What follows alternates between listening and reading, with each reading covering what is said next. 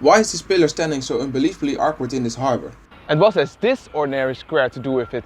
By the way, after a lot of research, I suddenly found this bridge. Wait, what? How did I not notice that? Nice effect with those clouds, by the way. So in 1877, a railway line was built through the city of Rotterdam on a viaduct. And with that, Amsterdam was finally connected to Belgium by rail. But in 1987, the railway was hopelessly outdated and had a few problems, as you can see in this interview from that same year. How is it to live next to a railway viaduct?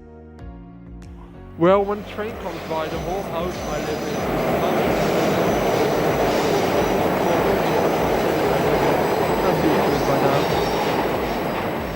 The 110 years old viaduct was in a bad state of repair and therefore needed a lot of money to be refurbished.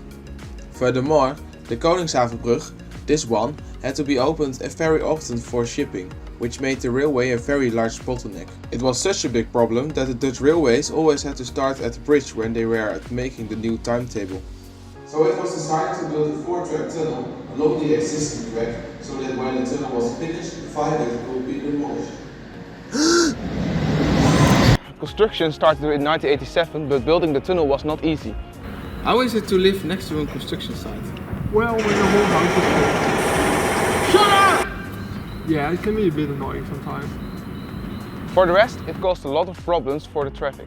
The old viaduct had to be moved a bit to make room, and the whole piece of new temporary viaduct had to be built on the south side of the river. On land, the tunnel was built with the cut and cover method, where you dig a trench, build a tunnel and cover it again.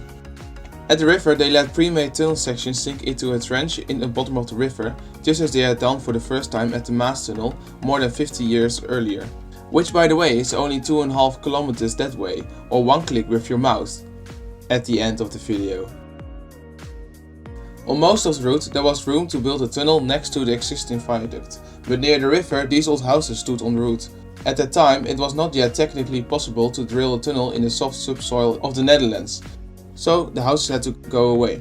But at the same time, these houses were one of the few houses in the city centre that survived the bombardment of the city in the Second World War, and that makes the houses very special.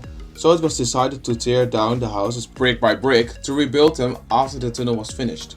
This way, a small part of the old Rotterdam could be saved. After extensive archaeological research at Black Station, they found this piece of 15th century city wall, all of this, and the metro line from the 80s. Luckily, the ingenious builders of the time came up with the idea to build the foundation of the station in such a way that a tunnel could be built under it without much effort.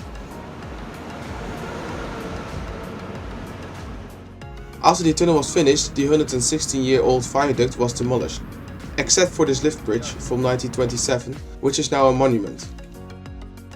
On top of the tunnel there is a park, a playground, a sports field, a square, and a parking lot? Okay, I don't understand how someone came up with the idea to build a parking lot here, but I resigned myself to it. The new Black Station has been given a modern roof, which is sometimes called the whistling kettle. Thanks to all my subscribers, you are the tunnel for my... Wait, wasn't that the last video too? Yes. Well, I hope to see you there.